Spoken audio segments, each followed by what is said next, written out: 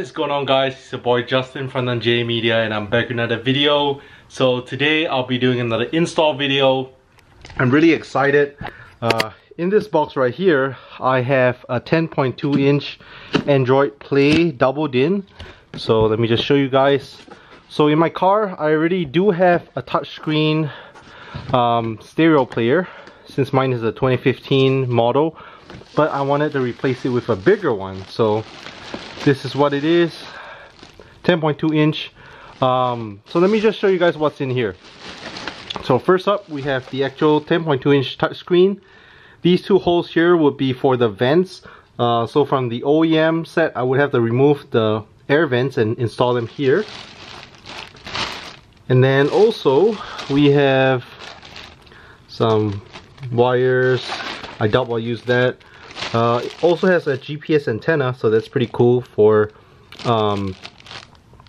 you know, Google Maps and all that stuff.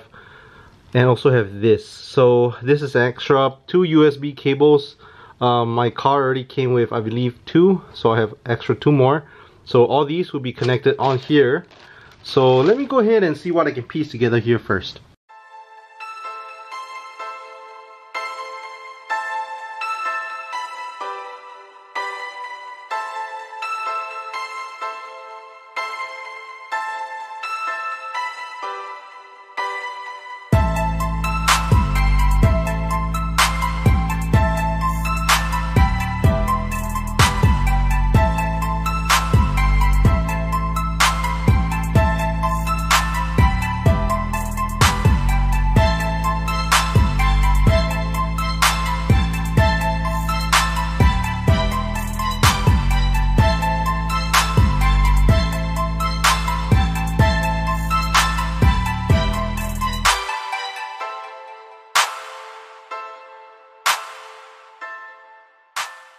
Alright, so let me kind of explain what's going on here. I know there's a lot of wires.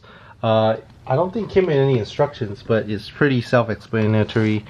So first thing here, the holes is the only one that fits. So this is going to be what's connected to the OEM. I would have to ground it, so find some way to ground it. And then over here is the extra 2 USB cables. Followed by, this is, I don't think I'll be using that, but it's like if I ever want to plug in some device for videos or audio. And then over here, this thing here, there was a red little cap, took it off. That's for your GPS. It says GPS on there. And this would be somewhere I have to stick it to get some good reception for my GPS on the maps. And then this little thing right here is for the Wi-Fi, like a little Wi-Fi antenna. So yeah, I believe, so there should be one stock radio thing that plugs in here as well as here as well. So yeah, pretty much I think I pretty much have everything wired up. I kept the zip ties on because I wanted to be tidy. So right now let's go ahead and take off the stock one and just slap it on. Alright, so over here this is my stock setup. Like I said, it's a touchscreen doubled in. It's good, but you know, a 10.2 inch is bigger. It's gonna look much nicer. So I was kind of wondering how to get it done. Let me get the light here. So you're gonna use a cross tip screwdriver right here. There's a little screw. I think there's one more around here. And then basically what happens is this thing pops off and I should be able to remove this trim piece. Once I remove this trim piece, there are supposed to be some screws here that I can get to this thing, and this thing pops right off. So let's get to removing some screws.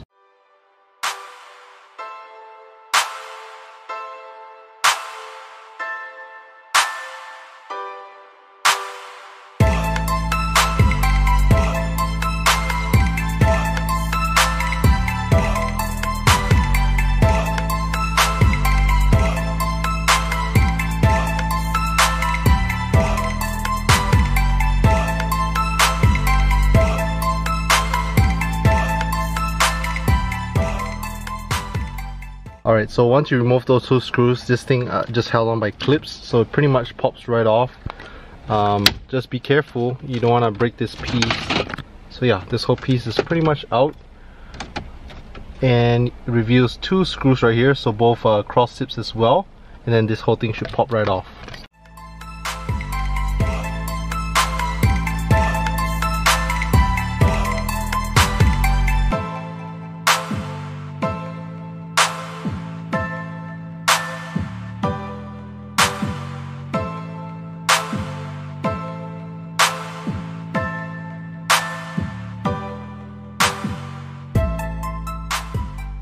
Alright, so it's okay to leave this part to just angle. You're gonna recycle this. So I managed to take off this big piece right here. So like I said, it's all just clips. So right now what I'm gonna do, since this piece is off, is I'm gonna take off these vents as well as this little guy right here. I got this from Japan when I was there. So I'm gonna take them off, put it on the new one. Alright, so I took off the left side, and right now the right side vent's still on. So it would definitely help if you have a flat tip screwdriver. So what you're gonna do is there are some little clips right on the edge that you just kind of have to pry it out. Alright, so managed to transfer both vents. So right now all I have left to do is I have to take off this, which should be pretty easy, just some screws.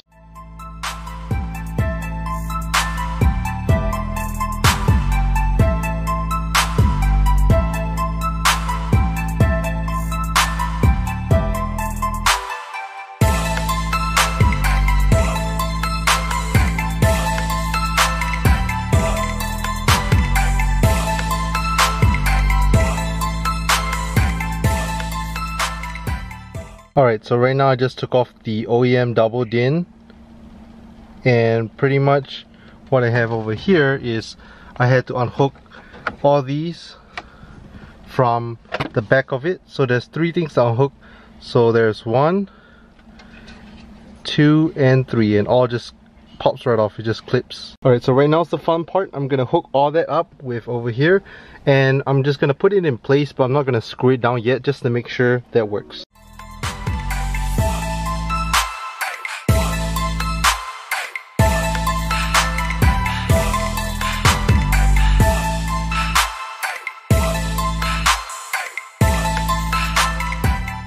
Alright, so everything I believe is plugged in. So right now I'm gonna just crank my car, see if it works. Alright, so right now let me crank it to start.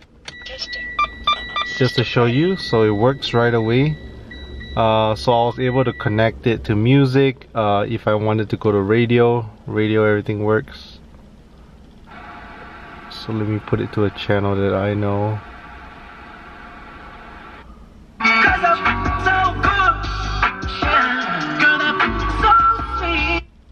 So radio works. Yeah, I'm just trying to play around the different features. Pretty cool, bunch of features on here.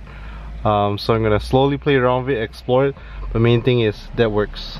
Alright, so I spent a little bit of time, slapped all these pieces back together. Everything looks good. So like I said, this install was relatively simple. Just taking a few bolts out. All you really need is a cross tip screwdriver. The rest are just clips. Yeah, I make sure to test it out, make sure it works before clipping everything back in. So I usually don't like to do electrical stuff, but I figured let me try it out, and it was relatively simple. So upon 10 in terms of difficulty, I would say I would maybe give it like a 3 or 4, not too difficult at all.